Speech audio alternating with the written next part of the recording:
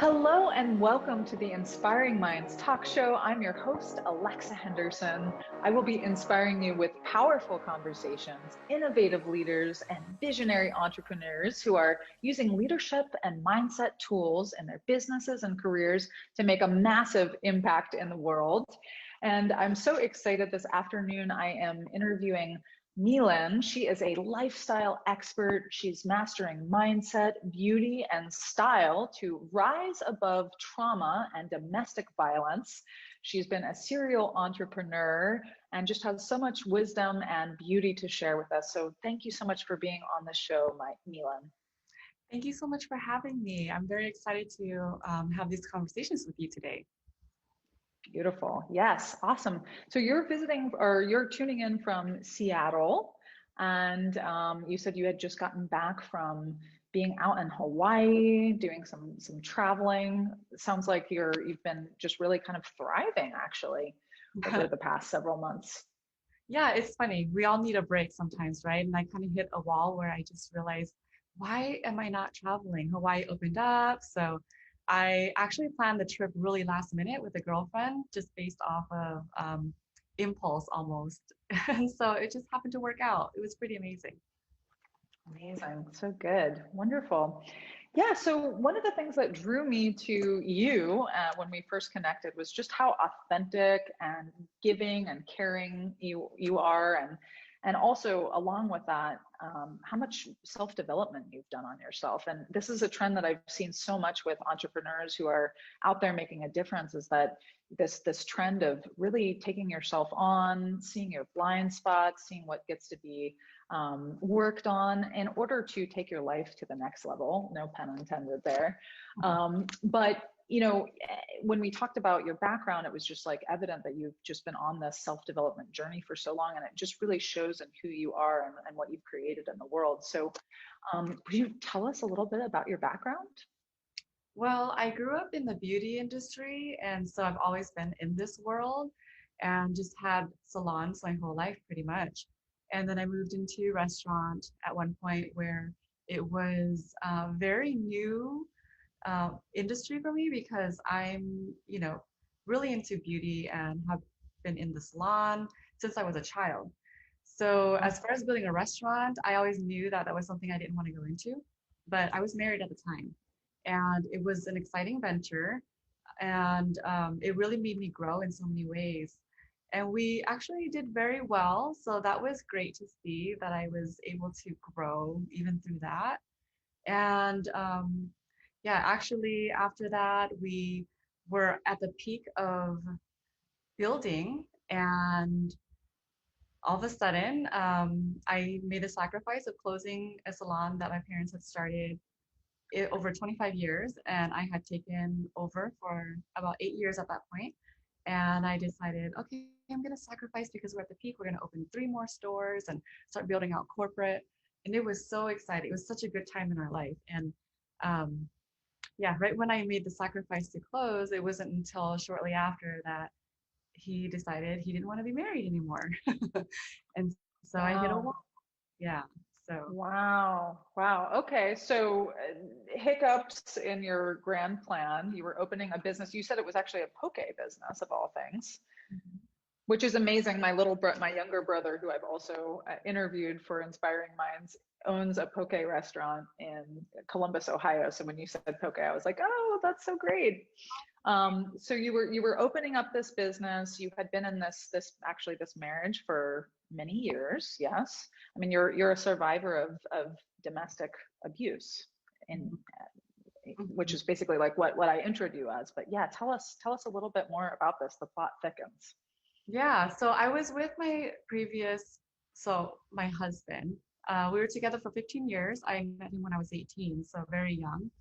And I was very silent about my whole journey, especially the way that I was raised to be very quiet and obedient and to be perfect meant that we don't ever share anything that we're going through. We don't talk about our problems. And I learned at a very young age to internalize my feelings and my emotions. And so I was very used to, it was very normal to hold everything within and just kind of show up in the world as if you're perfect and everything's fine. So being in this relationship for 15 years, I also didn't realize how deep the trauma was until everything had ended. And this was a person I was very sure I was going to be with for the rest of my life because to me, vows are very serious. And so what I learned in the end was that, you know, even if you believe in marriage, it doesn't take you very far if the other person doesn't want to be married. And so sadly, I had to deal with a whole lot of self confrontations around the idea of perfection, what it means to really be in this world where I am such a truth seeker and I'm so raw with my emotions, but that I wasn't able to really share them with anyone. And so yeah, when he left and we decided that this marriage wasn't going to work, then I had to really gain the courage to use my voice. And part of that was to seek protection around me because no one knew what was going on. For 15 Wow. years, I kept completely silent about the abuse and the trauma that I experienced. Um, and so I decided that for my safety, I needed to speak up because if no one knew what I was going through, then no one would know if anything else was to happen further. So I needed the support. I built a brand new community around me, thankfully. And there are so many reasons why survivors, or let's say, there's so many reasons why victims stay with their perpetrators. And Mm, that was something that I really had to be confronted with was mm, so much fear of cultural backlash and also being disowned by my own family, my community, and this whole life that I thought we had built together. And to start over is scary, you know. Yeah, at 35, I was 34 when it started, and to start your life then all alone mm, is really scary if you're used to always having a partner or, you know, sure. being within a community that was very supportive, you thought before. So breaking the silence has been really scary and vulnerable, and you know, I've learned a lot about myself along the way. So Yeah. I was going to ask you, so what has been the experience? So sometimes and of course, like there's always ramifications that are surprising and unexpected and experiences that life throws at us. But sometimes I've found in my own personal development that I may have a fear around taking some sort of an action. And then when I take it, I'm like, oh, I'm so glad I did that because what my worst case scenario was like didn't actually happen. And things turned out better than I was expecting. So I'm curious for you around breaking your silence were you met with a lot of adversity or were you actually met with like open arms and yeah, tell us about that experience. yeah, so I was dealing with so much all at once, right? But I knew that I couldn't get through this alone, and that was the first time ever that my ego of this perfect person completely surrendered. And in its surrenderance, I realized I needed to reach out to my family. I needed to tell my family. They're so important to me. And I lived in a world where I believed that they all would leave me if I wasn't with the ex husband because everyone loved him so much. And so that was the hardest thing for me to do was to tell my family. And when I did, I expected them to not believe me because that's what he said was that no one would believe me because he was so perfect of a husband and he was so good to me and everyone just knew this. So I would be the crazy one to ever say such things of him. And when I told my family, it was difficult. Um, and when I finally told them, I had already applied to a program that I applied to before and got accepted to, which was to teach English abroad. So I already set up my life and planned out that I was going to leave the country and just start over somewhere else because I'm going to be alone anyway. But surprisingly, it took a little bit, but we got through it, and my family told me that they would stand by me, which was amazing. And they made me realize, wow, so he's wrong. So I guess I'm not the crazy one, you know? And so then I decided to stay and really work on myself. But I think of all people, it was the most difficult to tell my parents because of, I don't know if it's obvious reasons, but I love them so much. And I would imagine it's really difficult to see your child go through things and you not know or you not be able to help them. So that came with a lot of guilt and shame and like ultimate embarrassment, truly. Um, so yeah, I did meet resistance even in the social world. I became, it's, you know, I had many moments where I would just ask myself or ask God or the universe, you know, why does it have to be me? Like, why do I have to be the one that shatters this idea that everyone has of him, the ex-husband? Everybody Mm. thinks he's perfect and he's great to me and he's so kind, but why do I have to be the one that actually tells him that's not been the case? You know, not to say he didn't have moments of it, but that it was just not the all-encompassing reality that I lived as people thought I lived. And so Mm. it was really hard because that's when I really felt the burden of having to be the voice.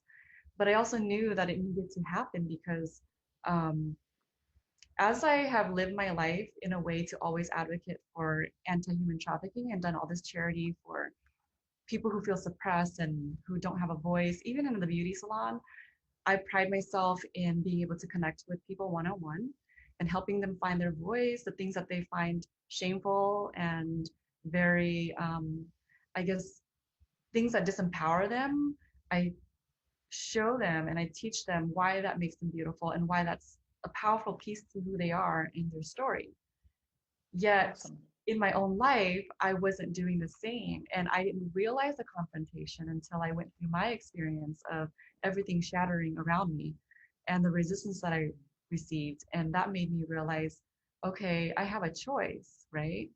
I have a choice of letting others tell my story for me from their perception of the crazy ex-wife or the crazy wife where she just is making up stories about her husband for attention because I've gotten that before. Or I get to just do the hard thing in life and just speak for myself. Mm. So to answer your question, I met a lot of resistance and I lost a lot of friends along the way. A lot of family that I thought I had built authentic relationships with, who some were my side and some were his, that chose to either disengage completely to not be involved, which is fine, but also there were the ones that completely took his side, which confused me quite a bit. But I had to just heal from it and decide that, you know, really not everyone's going to be here to be a part of your journey, and that's okay. And people take sides based on their lens and their experiences, and that there's nothing wrong in it. It just is all, it's just human, and we all are where we are. And I've had questioning of how can people blame the victim or shame the victim. And it's funny because I've never identified as a victim and I refuse to. But you know, when we take it back to basics, there's a perpetrator and then there's a victim. And so I obviously fall into the victim category, which is I hate so much, So yeah, but an intense word. it is an intense word. And I don't even like the word survivor. And so that's why I have redefined my experience and who I am. And so the biggest realization I had is that what I'm doing to speak out for Asian women who had to grow up and who were conditioned to be perfect and to be silent and obedient is actually confronting for those who haven't looked at their parts of themselves and who are still too afraid to really look at where they stand in my journey, because I feel like we all do go through similar journeys. We just have different pathways and it just looks different, but we're all here to realize our truest potential. But part of that is really to go through our tragedies and our traumas and how to overcome it and how we use it to become better at our gifts and how we help others. So, Yeah, yeah. absolutely. No, I think that's great. So you're turning your pain into passion and making use of your story so that you can support others. And it is so amazing that, you always, because you mentioned like in all of your businesses, you were always, enhancing people's lives. You were supporting them with their stories. You were really doing some development with the people that were coming into your space. And for you to have the gift, if we want to look at it like that, of the opportunity to go deep with yourself and confront the same things, like how much more awareness can you bring to others now that you have transformed those parts of yourself? Yeah. So my healing journey actually started um, while I was in the marriage and I've had a few breakdowns, and um, it was those moments beginning in 2010 that I realized that I needed to work on myself. And in a way, it was almost almost a little bit thankful to the ex-husband for that, because he made me feel like there was something wrong with me and I needed to work on myself to become a better human and to become a better wife, one that he would want to be with. And so the hidden blessing in that is that it accelerated me into self personal development. So I started doing so much yoga, more than I ever had during that year. I started seeking a lot of people in, I guess, a lot of influencers, I'd say. And I became really hungry for knowledge and for growth. And so I was at a point where I realized in this world that we live in, we are consuming media and messages of all sorts all day long, all types of messages. And we have a choice actually in how we allow other things to influence us and what those media are. So that's when I stopped watching junk TV, started becoming addicted to audiobooks, and started following leaders of the world and listening to podcasts and just really even studying about myself for the first time ever, and taking personality tests, doing all these things because I was so confused about who I was. I never lost who I am, but the confusion came of being told that I wasn't actually who I am, that I'm not that nice, or like I'm not that confident, or you're not that good of a person. So all these things that I knew I was and being told I wasn't pushed me into this space of just being addicted to learning more about myself, to see who I actually am. And so thankfully, because I was trying to become a better wife and someone that he would want to come home to, it actually made me see my gifts and cultivate this, the artist in me too, which was the writer. And that's how I really survived and really dealt with all my trauma, was through yoga, through singing, and also through writing. And like you said earlier, the space that I'm in is I follow Lewis Howes, and of course in that world is Jay Shetty, Eckhart Tolle, Michael Singer, just Brené Brown. We could endless list of all these people. And so I decided that if I'm going to be influenced or brainwashed by anything in the world, it's going to be people who live the life that I want to live, and who have the same mindset that I know that I have within myself. And it's funny because growing up, I had a role model, and the career choice I had is so funny. But I wanted to be Mother Teresa, so I grew up wanting to become a nun. I didn't realize that wasn't a job until you share it at school, and the kids made fun of me and they were like, that's not a career. And that's when I came home and I told my mom, I don't want to be a nun anymore. That's a weird thing, like that's not normal and you don't get paid to do that.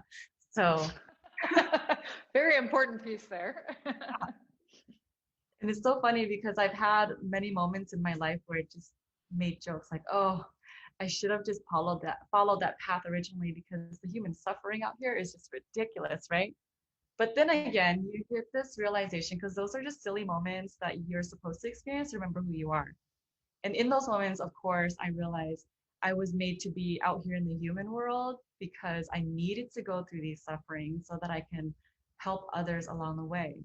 And part of something that I want to share about that is that is why I'm here, and that is why I have to use my voice, because when I was going through my struggles and not telling anyone, because I didn't live in a safe world to share my voice, I was subscribed to people of that mindset who didn't even know I existed and didn't even know that I was looking to them for this inspiration.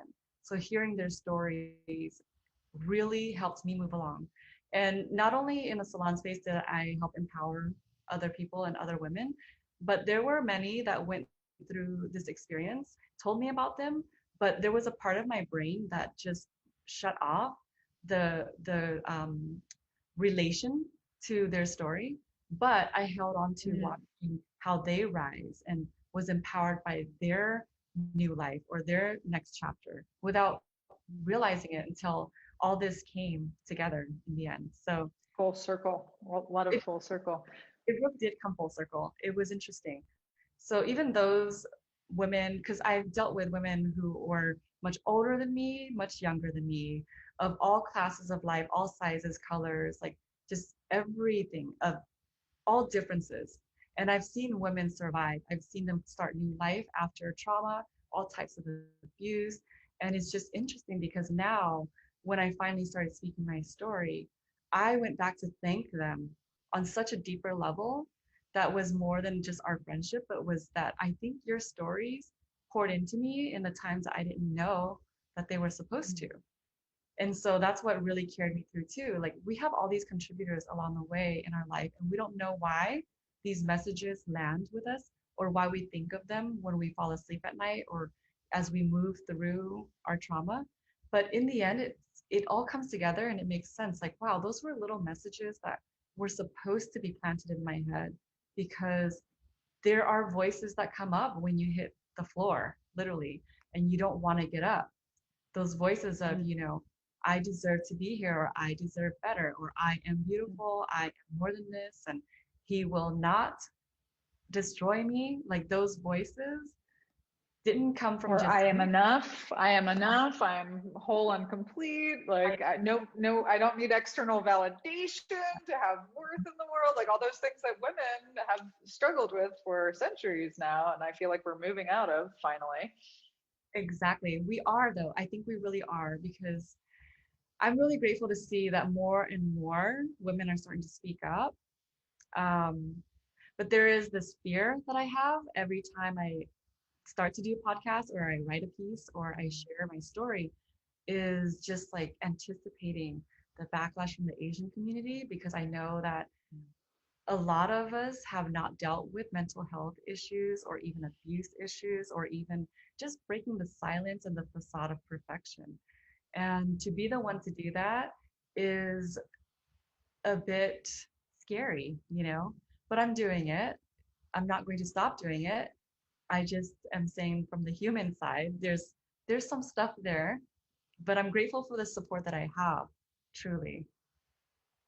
Awesome. Yeah, absolutely. Yes, I mean, what you're up to, I mean, you continue to move forward with your entrepreneurial ventures, and that's how you and I connected. And I would love you to talk about your newest venture that you have going on right now, your Live the Raw movement. So it's very cool and very timely, and also like the mission behind it, like what is it really standing for?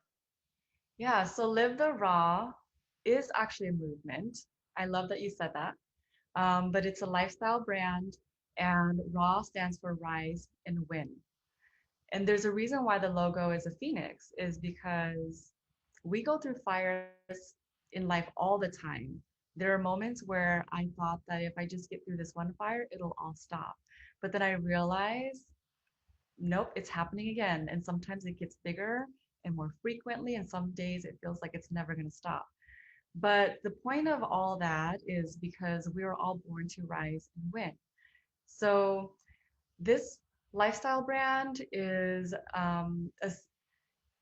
what I have are pieces of adornments that remind you to stay in your high vibrations. So I believe that how we show up in life attracts, but it also exudes a certain type of energy. And so I saw that, with COVID, a lot of us have gone into isolation because we're supposed to, but also emotional and mental isolation, which is not something that is uncommon among most people, even before COVID. But I feel like the depths of it, it's been magnified at this point. And it was sad for me to see, even at the grocery store, people had to keep so much distance between them, right?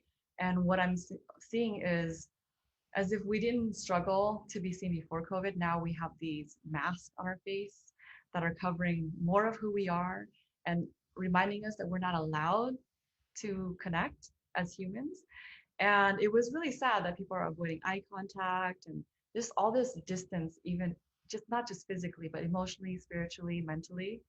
And so, because of how I've been raised, but also the industry that I've always been in, which is the beauty industry, and seeing that when we are feeling beautiful, we look beautiful, and taking that mindset into this new space of this product, right? These ugly masks that we have to wear, instead of having it be this thing that disrupts our social interaction, I decided that we needed to reinvent that conversation.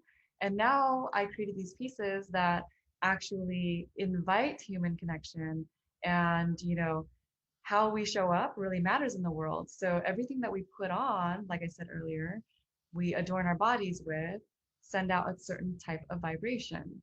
And so because we're responsible for that, then these masks now invite conversations, invite human connection, but it also makes us feel good because I believe that how you feel determines how you show up in the world. And some days, if you don't feel good and you put on a beautiful piece of jewelry, a beautiful mask, even beautiful pants or shoes or your favorite lipstick, it really changes your mindset and it sets you up for success for the rest of the day. And it invites more beautiful experiences around you. So that's what I really believe in is on your worst days, how amazing is it to receive a compliment, especially from a stranger who didn't even have to give you their 2 cents. Beautiful. I love it. Will you show us what your masks look like? They're quite fabulous. Yeah. So I just submitted my application for patents, which is really exciting. And my trademark went live, which is more exciting. It's pretty fun when I was creating this.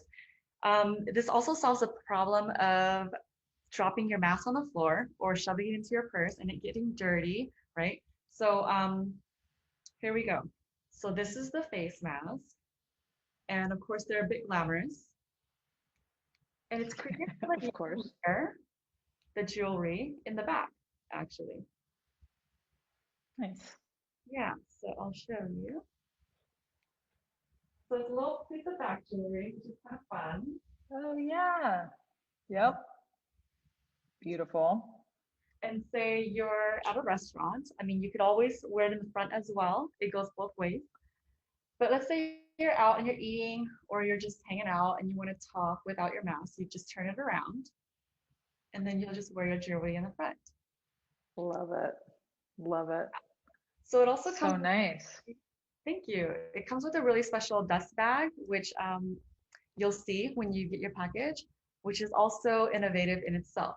So these crystals, I have quartz and I have druzy, and of course they come in different colors. So this is an example of a quartz.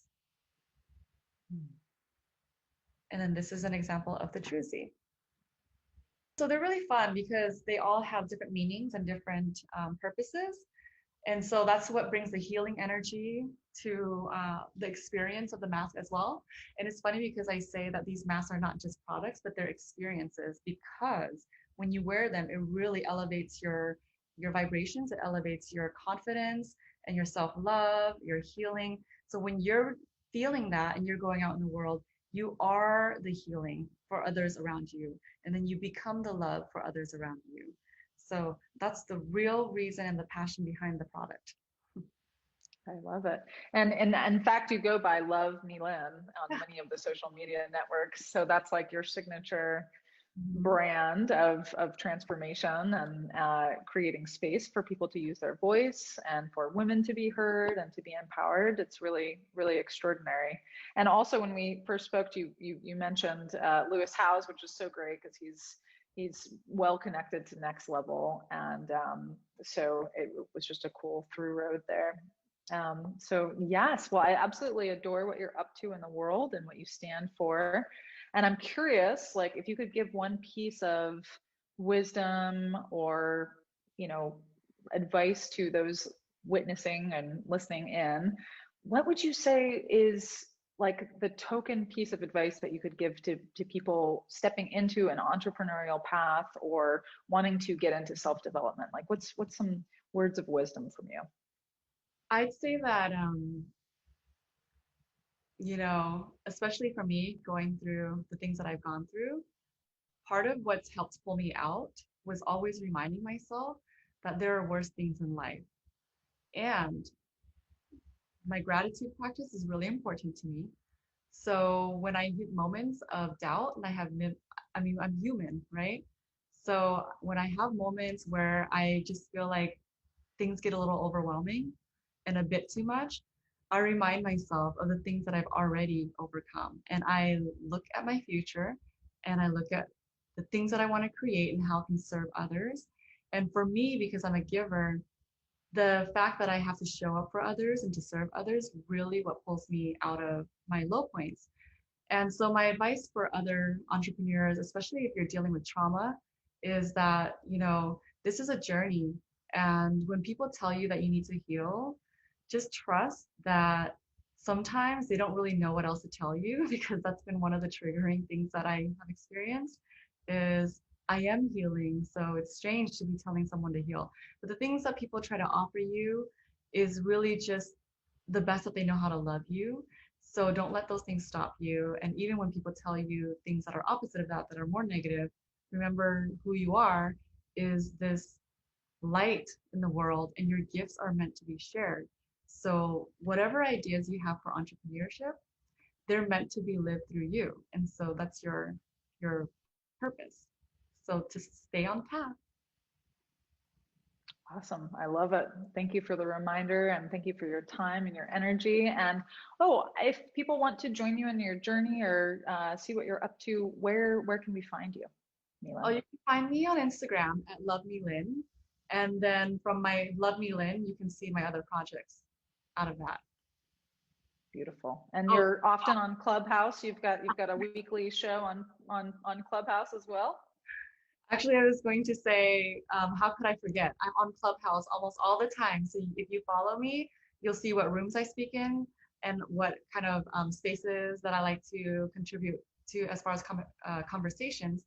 But not only do I do public speaking and talk about entrepreneurship, but there's this artsy side of me that loves self-expression through words. And so this year, a little side project that I'm doing is spoken word. So if you like art, that's another thing that we're doing just for fun. Love it. Wonderful. All right. Well, get involved. And thank you so much for your time and your energy today, Milan. And thank you for all of those tuning in. I hope you received some awesome words of knowledge from a woman who's done a lot of work in the world and on herself. And let's continue to spread those positive vibes. Mhm. Thank you so much. Thank you so much for having me on. And I'm so excited to see even you. You're such an inspiration for me and the impact that you're creating, especially elevating other women. That's really important, especially now. So I'm really grateful to be connected with you. Likewise. Thank you.